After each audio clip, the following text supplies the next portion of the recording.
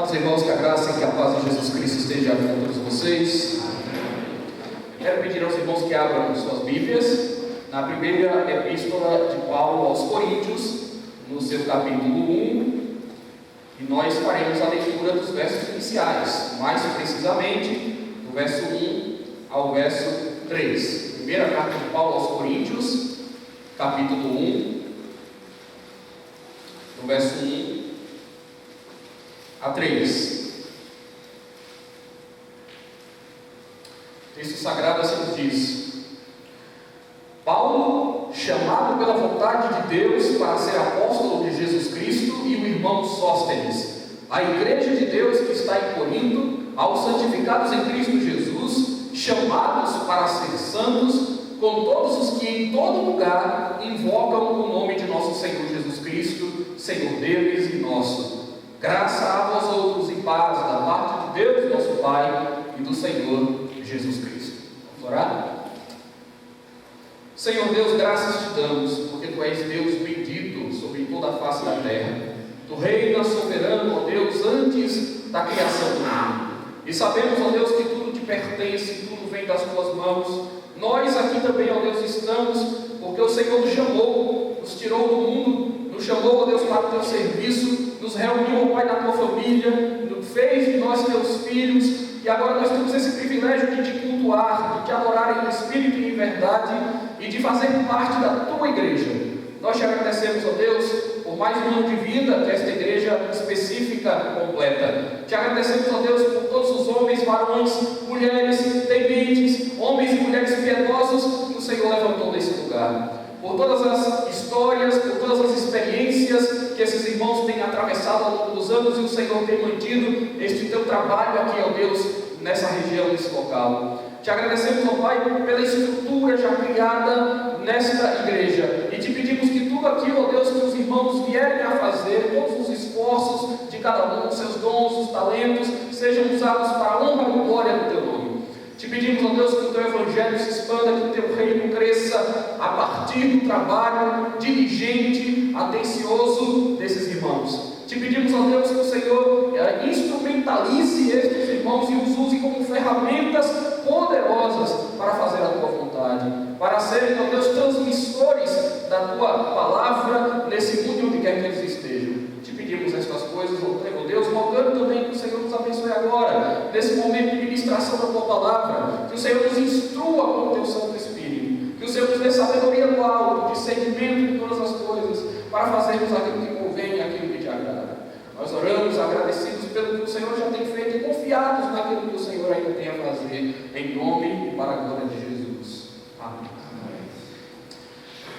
Meus irmãos, eu estou informado de que vocês estão em comemoração por mais um ano de organização.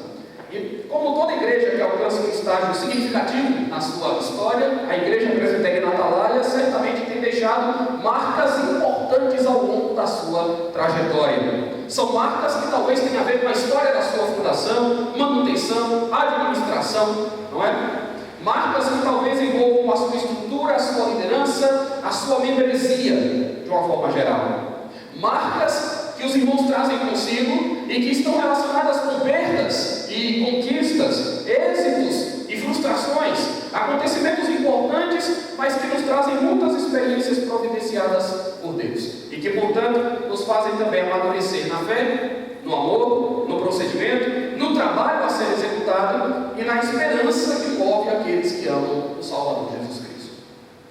Pensando nessas coisas, eu faço para os irmãos a seguinte pergunta. Eu gostaria que você refletisse seriamente na pergunta que eu quero fazer. Como você gostaria que a sua igreja, como você gostaria que a Igreja Presbiteriana Atalaia fosse reconhecida? Como que você gostaria que ela fosse reconhecida em meio às demais igrejas que a cercam, até mesmo em meio a igrejas de outras denominações? Como você gostaria que as pessoas lembrassem da Igreja Presbiteriana Atalaia e que tipo de comentários sobre a sua igreja você se agradaria de ouvir? Pensa bem nisso. É certo que cada igreja local tem as suas particularidades. Os irmãos também têm as particularidades de vocês.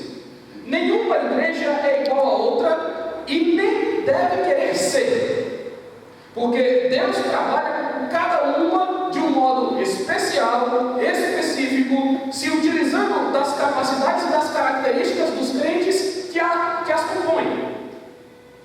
Todas as igrejas, meus irmãos, todas elas, sem exceção, têm pontos fracos e têm pontos fortes.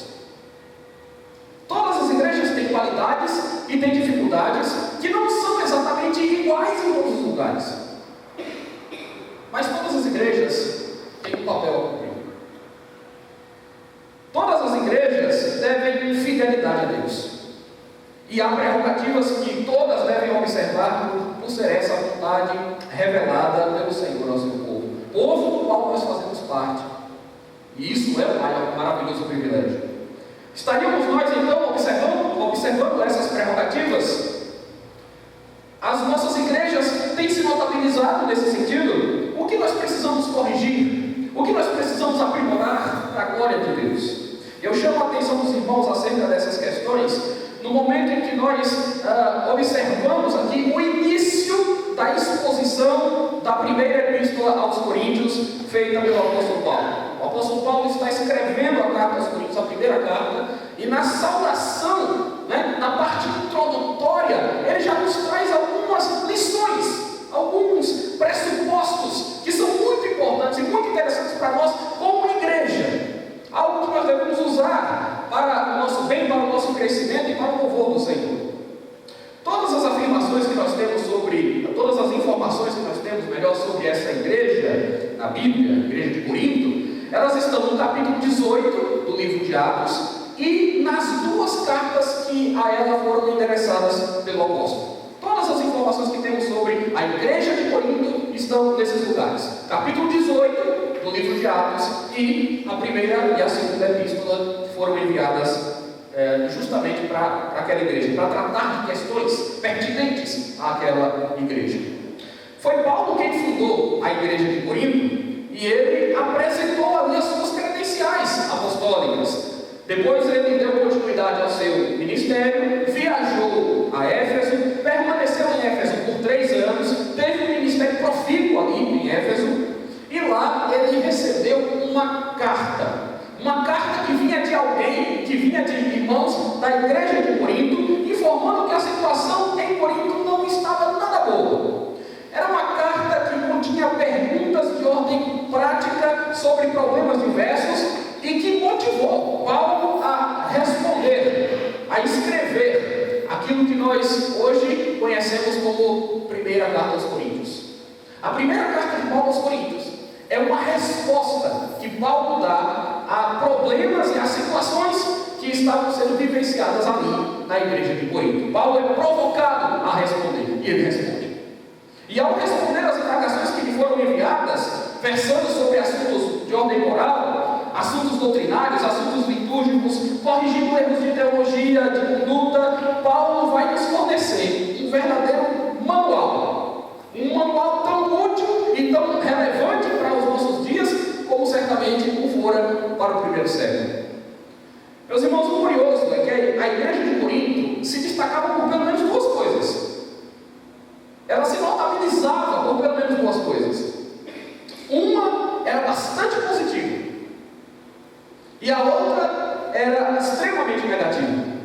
O aspecto forte daquela igreja, que Paulo ressalta, é o fato de que a igreja de Corinto foi abençoada com muitos dons espirituais. Isso era notório, saltava aos olhos, era perceptível. Era uma igreja que abrigava irmãos que tinham muitos dons, muitos talentos, muitas habilidades, muitas capacidades dadas por Deus. Em versículos subsequentes nós podemos observar isso. Paulo vai afirmar que aquela igreja foi enriquecida por Deus pelo Espírito Santo. Ele vai dizer que o Espírito Santo em tudo a supria. O aspecto negativo é que aquela igreja também estava repleta de problemas. E os irmãos certamente conhecem a igreja de Corinto pelos problemas que haviam ali, não é? Era uma igreja com problemas diversos.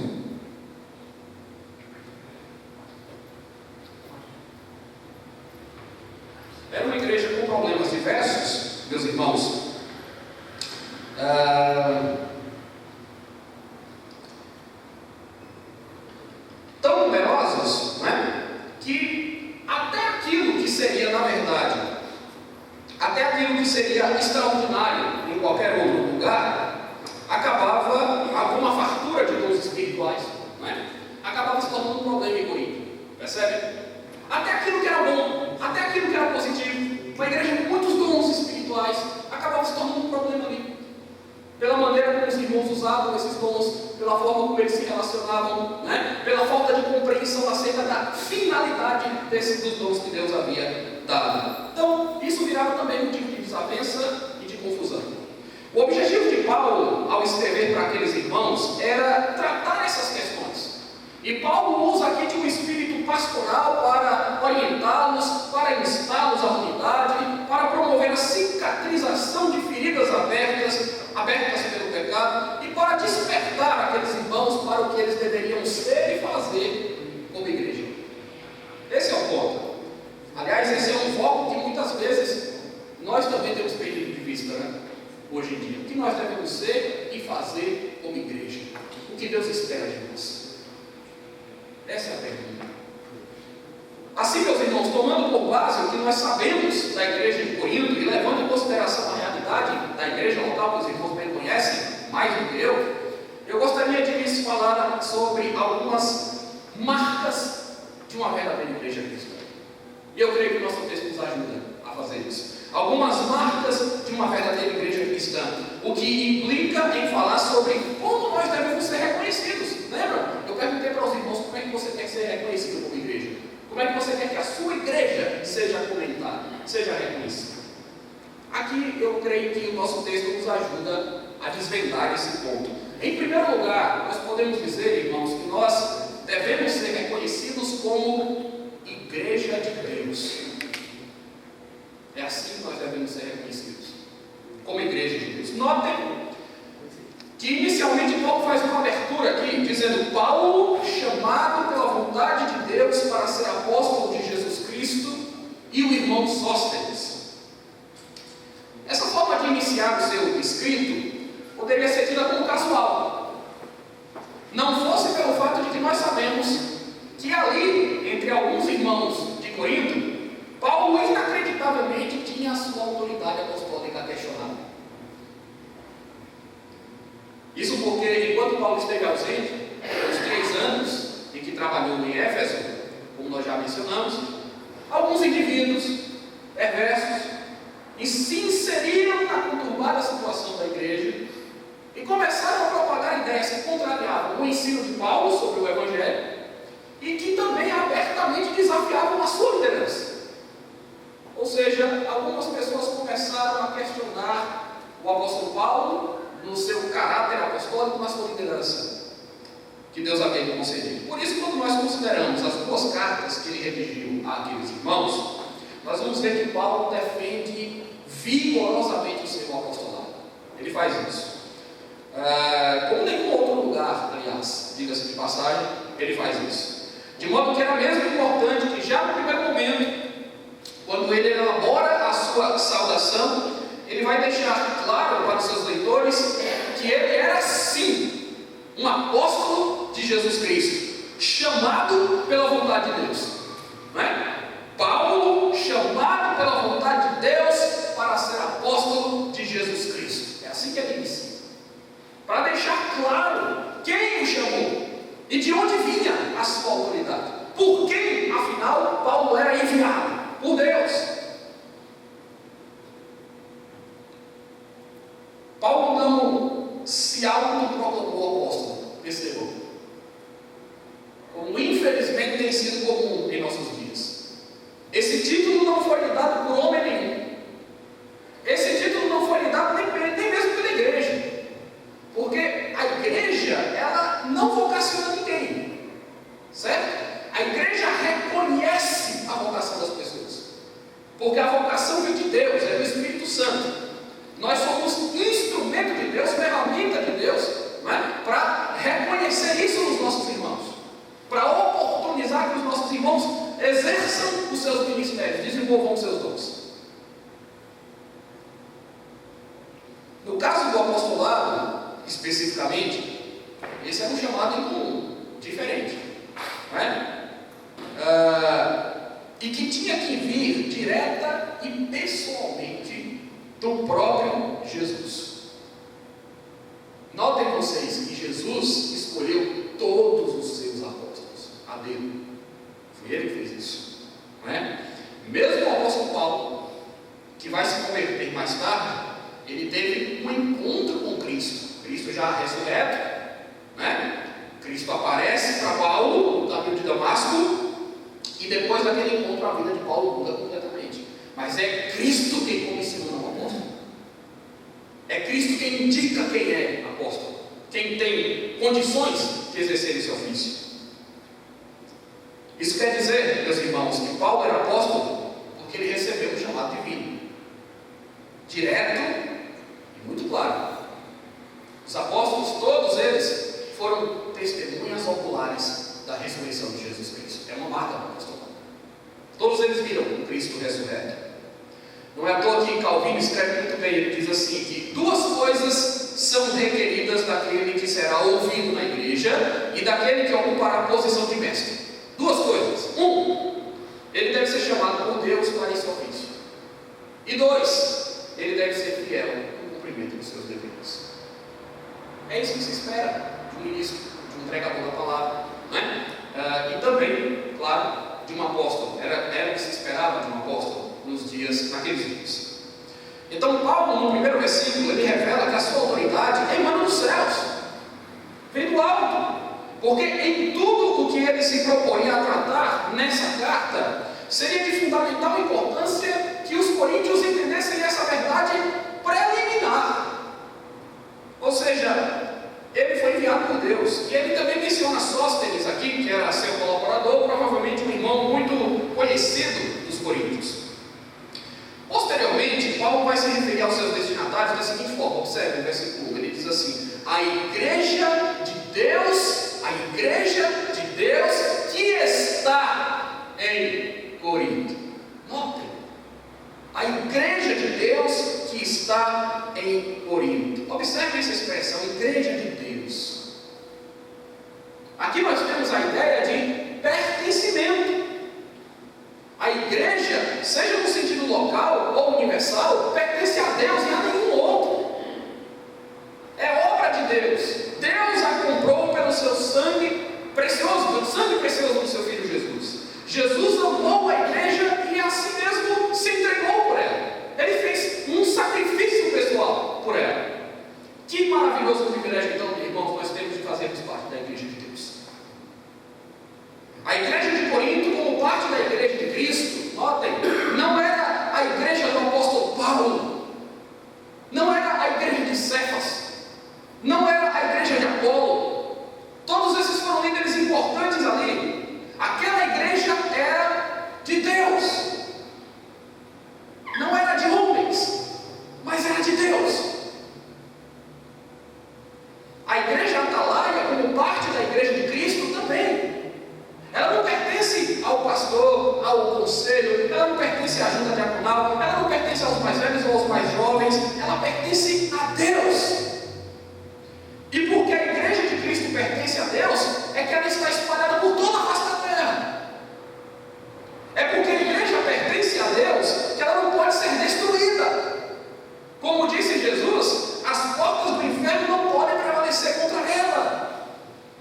É porque a igreja pertence a Deus, meus irmãos, que importa que nós nos envolvamos com ela e dela façamos parte alegremente. É porque a igreja pertence a Deus que nós temos que trabalhar para a expansão dela. Porque a expansão da igreja é a expansão do reino de Cristo. E porque a igreja pertence a Deus, nós devemos por ela ter amor e devemos resistir a todo aquele que a ela se opõe ou a ela desmerece. Igreja é algo sério e muito precioso aos olhos de Deus. Por isso, meus irmãos, eu costumo dizer que eu sou um otimista incorrigível quando eu penso na igreja. Não interessa os problemas que ela tem, Deus tem um projeto para a igreja. Ele é quem salva a igreja, Ele é quem trabalha com ela, Ele é quem santifica a igreja. Problemas internos não tiram da igreja a condição de igreja de Deus. Aliás, irmãos, nada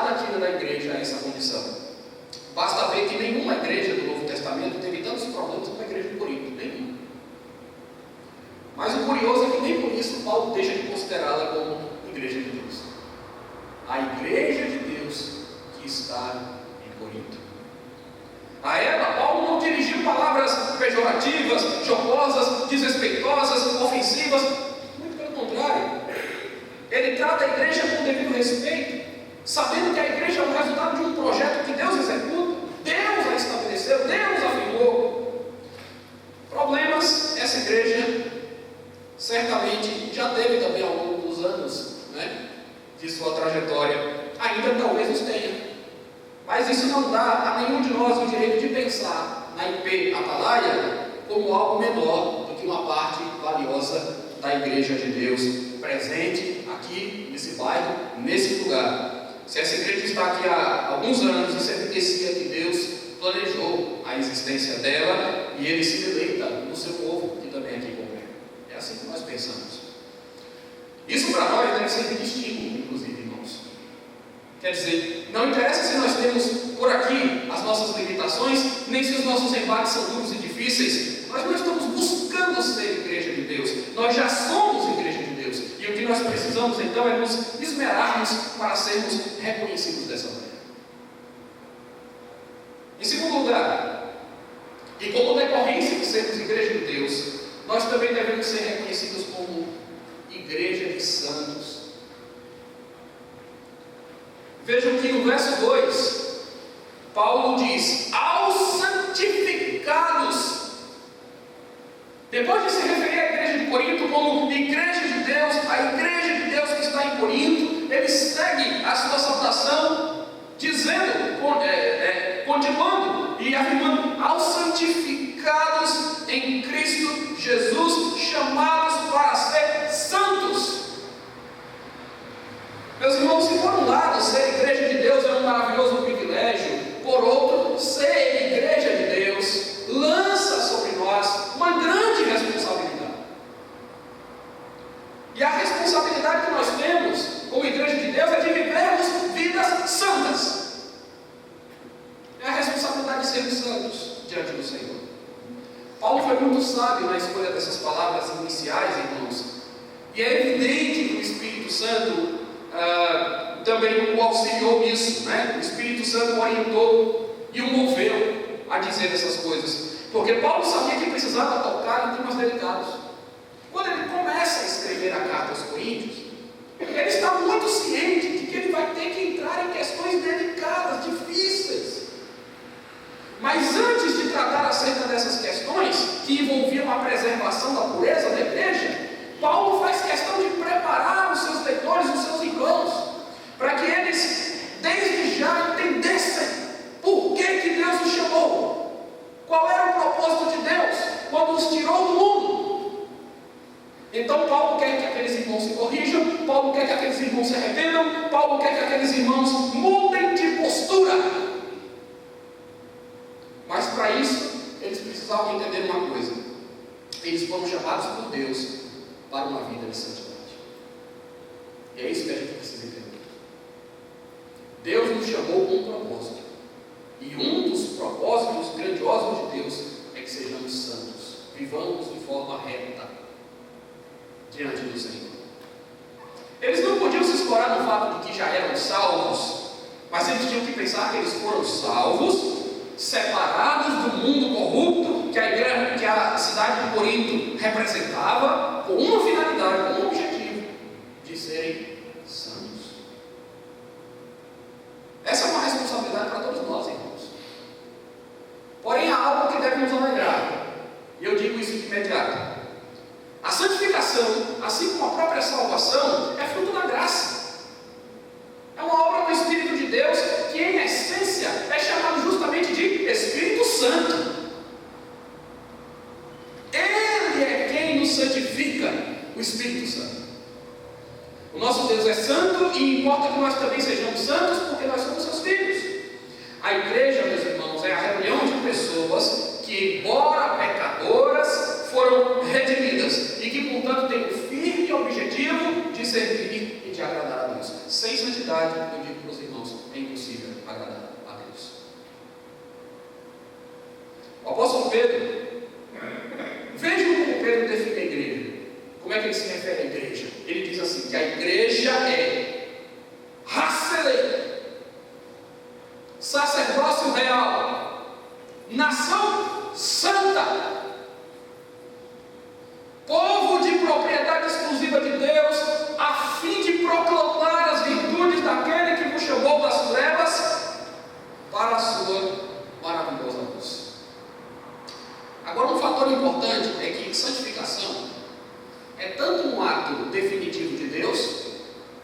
quanto no processo que dura ao longo da vida. Certo? Por isso é que Paulo diz, aos santificados. Quando ele diz aos santificados, ele dá a ideia de uma ação terminada. São aqueles que Deus já santificou, já separou para si. Aos que já foram santificados. Aos que já foram feitos santos por Deus. Né? Então, isso ocorre na conversão. Quando Deus nos tira do mundo, nos traz para perto dele. Ele já nos separou. Você certamente já ouviu essa definição simples, né? Ser santo é ser separado. Nesse sentido, nós já somos santos. Deus já nos tirou do mundo, já nos separou de lá. Já nos trouxe para si. Mas ele diz na sequência, embora ele se refira àqueles irmãos, dizendo que eles são santificados, na sequência ele diz assim, chamados para ser santos. Então, ao mesmo tempo em que nós somos santificados por Deus, nós somos chamados para ser santos. O que é que isso significa? Deus já nos tirou do mundo. Nesse sentido, Ele já fez de nós pessoas santas, separadas, para o serviço dele, para anunciar as virtudes do seu Evangelho. Mas ao mesmo tempo, meus irmãos, ainda que já sejamos convertidos, nós sabemos que precisamos mortificar a nossa carne. Nós sabemos que nós temos que consagrar mais as nossas vidas. Nós sabemos que nós temos que pedir perdão a Deus, pedir a Deus que purifique mais o nosso coração. Há um sentido em que nós já somos santos, mas há um sentido em que nós precisamos nos tornar mais santos. E isso se dá pela ação de Deus, mas isso também denota um compromisso da nossa parte.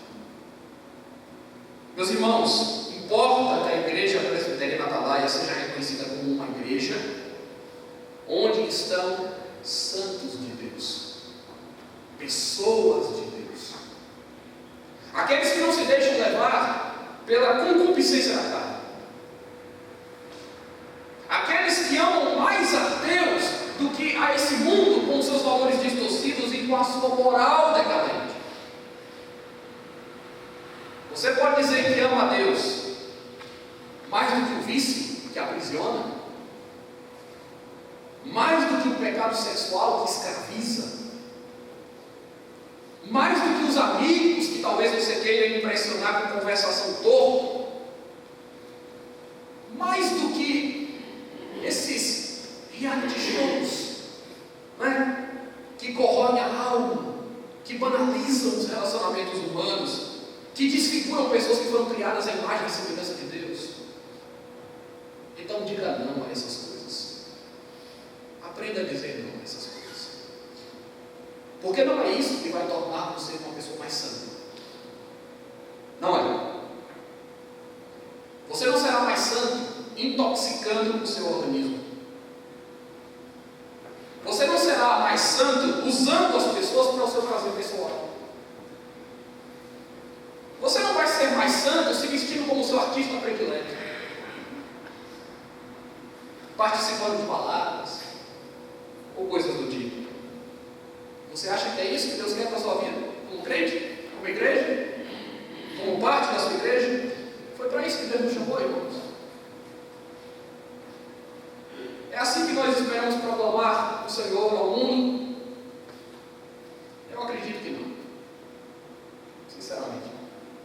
Então procure aquilo que edifica, aquilo que constrói, aquilo que alimenta, aquilo que glorifica a Deus, aquilo que faz bem para a sua alma, para o seu corpo e para o seu irmão. É assim que você buscará mais santidade em sua vida. E isso vai se refletir em todos os lugares onde você estiver, inclusive na igreja que você estiver. Não tenho a menor dúvida disso. Meus irmãos, o propósito de Deus é que nós sejamos a cada dia mais e mais santos. Essa igreja tem alguns anos de caminhada, certo? Então a reflexão que os irmãos têm que fazer é: será que ela se tornou mais santa na última década? Pense nisso. Pense nisso. Quantos anos você tem como crente? Você agora, pessoalmente. Quantos anos você tem como crente? Aí varia, né? Alguns têm 5, alguns têm 10, alguns têm 15, alguns têm 20, 30, 40, alguns nasceram na igreja. Quantos anos você tem como crente? Será que hoje você é mais santo do que você era há 5 anos atrás? Hoje você se santificou mais em Cristo do que em relação a 5 anos atrás. Santificação é um processo, não é? Se santificação é um processo, esse é um processo no qual nós precisamos avançar, não estagnar, mas avançar. Paulo queria que a igreja de Corinto avançasse também, abandonando pecados, assumindo uma atitude diferente e melhor. É isso que nós também precisamos fazer, irmãos. Em terceiro lugar, por sermos igreja de Deus e por sermos santos, nós podemos dizer que nós também devemos ser reconhecidos como uma igreja que professa Jesus Cristo como Senhor. Uma igreja que não mede esforços para pregar o Evangelho de Jesus Cristo. Agora eu quero que os irmãos observem a segunda parte do versículo 2, que Paulo, depois de falar para a igreja de Corinto, dizer que era uma igreja de Deus, uma igreja de santos, aos santificados, chamados para ser santos, ele vai dizer assim: com todos os que em todo lugar invocam o nome de nosso Senhor Jesus Cristo, Senhor deles e nós. Irmãos, vejam como a compreensão bíblica da igreja envolve dimensões profundas. Porque a igreja de Cristo é tanto local quanto universal, você sabe disso, não é? Havia uma igreja ali em Corinto. Paulo diz, a igreja de Deus que está localizada, igreja local, na cidade de Corinto. Mas existia, na verdade, e Paulo tinha esse entendimento, uma única igreja de Deus, uma única igreja de Cristo, invisível, espalhada e presente em toda a face da terra. Isso não mudou. Nós temos igrejas locais, onde as pessoas servem a Deus, essa é uma igreja local, uma parte do corpo de Cristo, mas quando falamos em igreja, nós também temos que ter a dimensão de que nós estamos falando de algo que Deus, estamos falando do corpo de Cristo que está presente em todos os lugares, não é? Deus não se limita a um único lugar, a uma única região, Ele atua em todos os lugares do mundo, Ele tem convertido muitas pessoas em muitos lugares. Para as igrejas daquele tempo, do primeiro século, essa era uma verdade revolucionária, porque aquele antigo distanciamento que existia entre judeus e gentios já não mais tinha razão de se sustentar, percebe? Essas barreiras estão se rompendo, porque a distinção fundamental entre aquele que serve a Deus ou não, Paulo diz, não está no fato dele ser agora judeu ou gentil, mas no fato dele crer e confessar Jesus Cristo como Senhor. Esse é o diferencial. Se alguém em qualquer parte do mundo revela Cristo como seu Senhor e Salvador único e exclusivo, então esse tal pertence à igreja dele, não é? Paulo vai deixar isso claro aqui. Professar verdadeiramente Jesus como o único e suficiente Salvador e Senhor é o que faz do indivíduo um crente genuíno, digno da nossa aceitação e do nosso apoio fraternal. Para os crentes da igreja de Corinto, que precisavam vencer o egoísmo que os desunia a nível local, a ponto de alguns sequer esperarem uns pelos outros para partilharem da Santa Ceia, o ensino de que os cristãos devem pensar uns nos outros a nível global certamente causaria um grande impacto naqueles crentes, não é? Porque eles tinham dificuldades até de pensar nos irmãos que estavam mais próximos. Eles participavam da ceia, né? Havia um problema lá, porque quem chegava primeiro comia tudo, não deixava nada para quem chegava depois. E Paulo aqui faz os irmãos de Corinto pensarem não apenas naqueles irmãos daquela comunidade, daquela igreja local, mas ele faz aqueles irmãos pensarem na igreja de Cristo espalhada pela face da terra. Ele menciona isso aqui na sua saudação. Nós não podemos perder a noção dessas coisas, meus irmãos. Nós nos tornamos míopes quando nós olhamos para a igreja simplesmente como se ela se limitasse à esfera local. O trabalho local é muito importante, mas a igreja, ela vai além disso, ela transcende essa realidade, né, que nós temos diariamente diante de nós. Nós não podemos deixar de perceber que nós somos parte importante de um todo, muito isso que existem em nossa denominação, pensando aqui, né, já que somos presbiterianos, os presbitérios, né, as federações. É por isso que é saudável participar de congressos que promovem a fé cristã, a fé reformada que nós defendemos. É essa percepção que vai fazer com que nós tenhamos aquilo que nós chamamos de visão de reino. É essa percepção que faz com que as igrejas locais se aliem para fazer algo benéfico para a igreja em âmbito nacional, por exemplo. Não é? É essa percepção que faz com que as igrejas locais entendam, por exemplo, a necessidade de investir em missões. Por que nós investimos em missões? Porque nós reconhecemos isso, que o nome de Cristo deve ser pregado em todos os lugares do mundo, e que onde tiver uma pessoa, ou duas, ou três pessoas, declarando Jesus Cristo como Senhor, ali haverá uma parte preciosa da igreja de Cristo. É essa percepção também que faz com que a igreja encaminhe candidatos ao Sagrado Ministério, ou invista melhor no preparo de seus ministros, ainda que em alguns casos as próprias igrejas locais não tenham um retorno imediato do seu investimento, que outra igreja irmã terá. Isso é visão de reino, irmãos. Essa percepção né, de que a igreja não é apenas local, mas que ela tem caráter mundial, que deve nos estimular a orar, a interceder, a contribuir financeira e moralmente com irmãos, com trabalhos evangelísticos, em congregações que se abrem, em projetos que associam o evangelho com a ação social, que associam o evangelho com instituições de ensino, não é? Muitos irmãos estão nesse momento se dedicando a essas coisas, e as igrejas locais sempre tiveram uma função essencial servindo de suporte a tudo isso. Nós todos pertencemos, irmãos, ao mesmo grupo de crentes. Nós somos irmãos que servimos ao mesmo Senhor, de formas diferentes, algumas vezes diversificadas, mas com o mesmo objetivo de glorificar a Deus. Nós somos unidos na mesma profissão de fé, nós temos o mesmo Senhor, nós temos a mesma finalidade,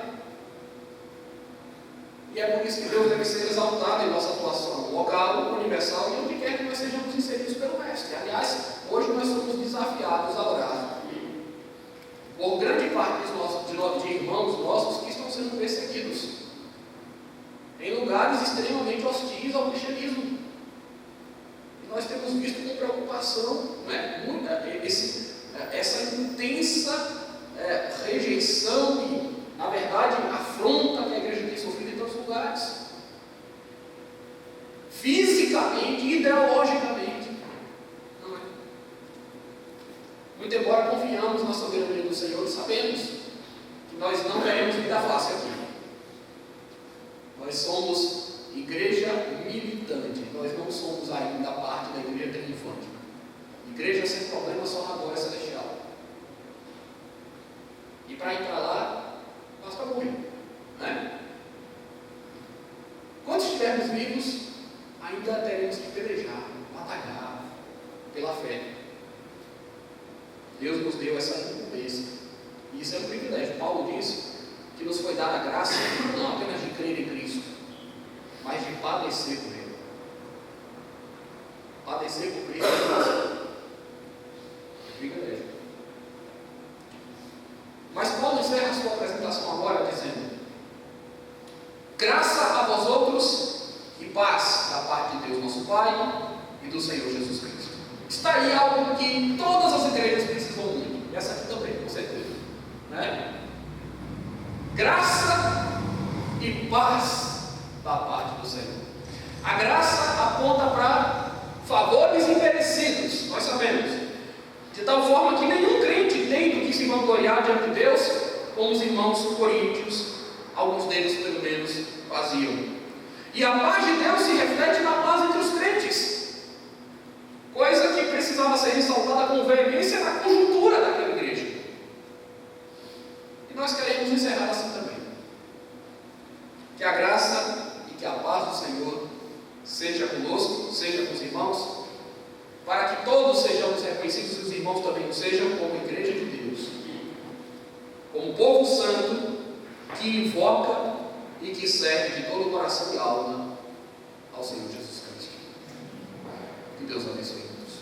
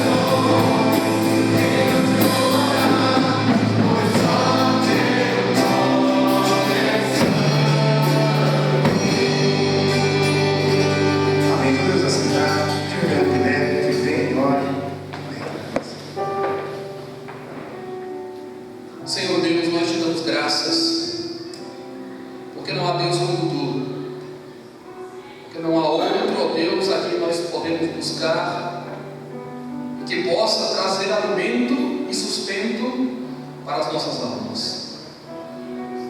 Nós te somos gratos, ó Deus, porque reconhecemos as tuas grandiosas obras, os teus poderosos feitos nesse lugar e nesses irmãos.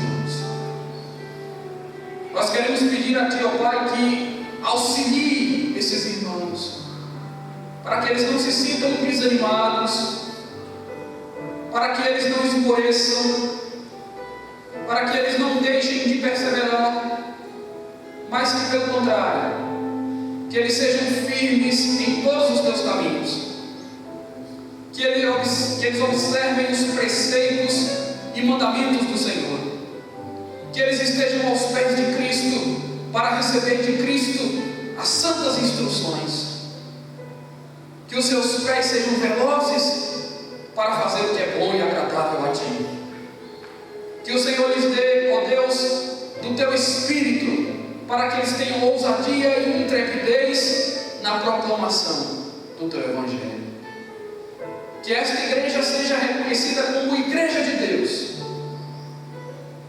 que estes irmãos sejam reconhecidos como varões e como mulheres que servem ao Altíssimo e que se santificam em todas as coisas, que se dedicam, que se consagram ao teu serviço. Que estes irmãos, ó Deus, e que esta igreja também se disponha em todo o tempo a fazer o teu nome conhecido, orando, contribuindo, investindo, priorizando, renunciando e fazendo aquilo que for necessário para o engrandecimento do teu nome.